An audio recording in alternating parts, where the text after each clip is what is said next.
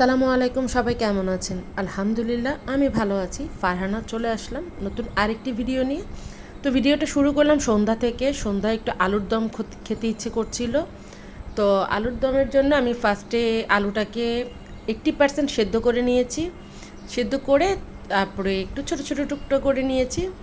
এরপর এখানে আমি পেঁয়াজ আর কাঁচামরিচ এটাকে আমি একটু তেলের মধ্যে নরম করে নিয়েছি। তার সঙ্গে দিয়ে দিলাম মশলা, হলুদ, মরিচ, ধনিয়া গুঁড়ো, ম্যাজিক মশলা, এই তো। আর 1 চা চামচ পরিমাণ তেঁতুলের সস, আমার যে হোমমেড ঘরে তৈরি করা সেটাই দিয়ে এই তো আলুগুলো দিয়ে অল্প একটু পানি দিয়ে তারপর আলুর দম যেভাবে হয় সেভাবে করে ফেললাম। তার সঙ্গে একটু তো রান্না শেষ করে খেতে বসে গেলাম। তার মধ্যে একটু আমি শশা কুচি দিয়ে নিলাম, আমার কাছে ভালো লাগে। আর আমার জামাই আবার আমাদের মা মেয়েদের জন্য চিপস নিয়ে এসেছিলো। তো এই তো আমি সাথে একটু চিপসও অ্যাড করে দিলাম এর সঙ্গে, মানে খাচ্ছিলাম আর কি একসঙ্গেই। আর এর সঙ্গে আমি একটু টমেটো কেচাপ দিয়েছি, আমার কাছে ভালো লাগে। আপনারা কেউ খেতে চাইলে এভাবে খেয়ে দেখতে পারেন, যেহেতু আমার টমেটো সসটা কিন্তু টক মিষ্টি ঝাল, তো ভালোই লাগে খেতে আমার কাছে। আর রাতে আলুর দম খাওয়া শেষ করে রাতের রান্নার জন্য আবার চলে আসলাম। তো রাতে একটু চিকেন রান্না করেছিলাম আলু দিয়ে, একটু নর্মাল যেভাবে রান্না হয় সেভাবেই। তো এটা রাতে তো কিছু খেতে হবে, একটু চিকেন রান্না করেছিলাম। রাতে আমি রান্না করি না, তো সেদিন মাঝে মধ্যে আর কি রান্না হয়। আর বাইরে গিয়েছিলাম, বাইরে থেকে এসে দেখি আমার মামাতো বোনের ছেলের ঘরে নাতি হয়েছে, দ্বিতীয়বার নাতি হয়েছে আর কি। প্রথম একটা ছেলে আছে, তো পরে আবার একটা বেবি হয়েছে, সেটাও ছেলে। তো সেই ছেলের উসিলায় আর কি আমরা, সেই বেবি হওয়ার উসিলায় আমরা আর একটু মিষ্টি খাচ্ছিলাম। তো মিষ্টিগুলো ভালোই ছিল, মজা ছিল।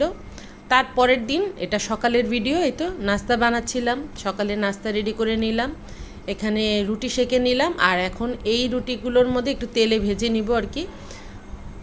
তো আমাদের তো সকালে একটু হালকা পাতলা নাস্তা আর কি করি, একটা করে পরোটা বা রুটি খেয়ে, মানে আমার হাজব্যান্ডের জন্য দুটো আর আমাদের মা মেয়েদের জন্য একটা করে পরোটা বানিয়ে নিই। তো আজকে পরোটা না, আজকে রুটিটাকে একটু তেলে ভেজে নিলাম আর কি। এই তো তেল দিয়েছি, এখন চাটাও রেডি একদম। চাটাকে বসিয়ে দিয়ে আমি যাব নাস্তা করতে। তো এখানে চায়ের মধ্যে কিন্তু দুধ, চিনি, চা পাতা একসঙ্গে দিয়ে বসিয়ে দিলাম। আর এই তো ডিম একটু পোচ করে নিলাম। তো ডিম পোচের মধ্যে কিন্তু আমি চিলি ফ্লেক্স দিয়ে খাই, আমি আর আমার মেয়েরা, ভালোই লাগে এভাবে খেতে। তো ডিমের মধ্যে একটু চিলি ফ্লেক্স, চাইলে আপনারা একটু গোলমরিচের গুঁড়োও দিতে পারেন, আর একটু লবণ অ্যাড করেছি। এই তো নাস্তা। আর সাথে তো ছিল এই তো মিষ্টি। মিষ্টি দিয়ে পরোটা কার কার ভালো লাগে বলেন তো? আমার তো ভালো লাগে পরোটা দিয়ে, বিশেষ করে এই মিষ্টি খেতে। রুটি দিয়েও ভালো লাগে। তো আজকে যেহেতু রুটি না, রুটির মধ্যেই তেলে ভেজে পরোটার মতো করে নিলাম, এটা দিয়ে খেয়ে নিচ্ছিলে।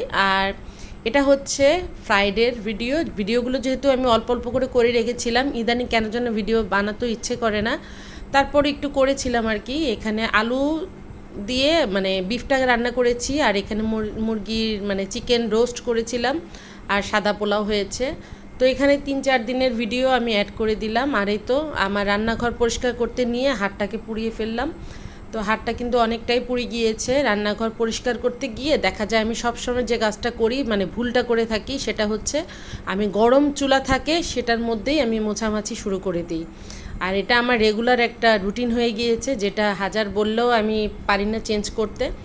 তারপর এখানে কিছু আমি যেহেতু ওয়াশরুমে কিছু আমি গাছ রাখি, তো গাছগুলোকে একটু আমি মানে আরেকটু একটু গুছিয়ে নিব আর কি। তো এর সঙ্গে আমি মানি প্ল্যান্ট গাছটাও দিয়ে দিব। এখানে আমার এটাকে কি গাছ বলে জানি না, বাঁশপাতা না কি যেন বলে, যাই হোক ওটার সঙ্গে আমি একটু মানি প্ল্যান্ট অ্যাড করে দিব। আর এই তো এই যে পাথরগুলো দেখতে পাচ্ছেন কালারফুল, এগুলো আমি পানির সাথে দিয়ে দিব, মানে নিচে পড়ে থাকবে আর কি। তো আমার কাছে ভালো লাগে এভাবে।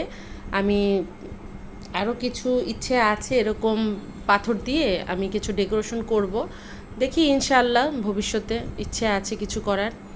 মানে যখন করব তখন হয়তো বা আপনাদের সঙ্গে শেয়ার করব ভিডিওগুলো।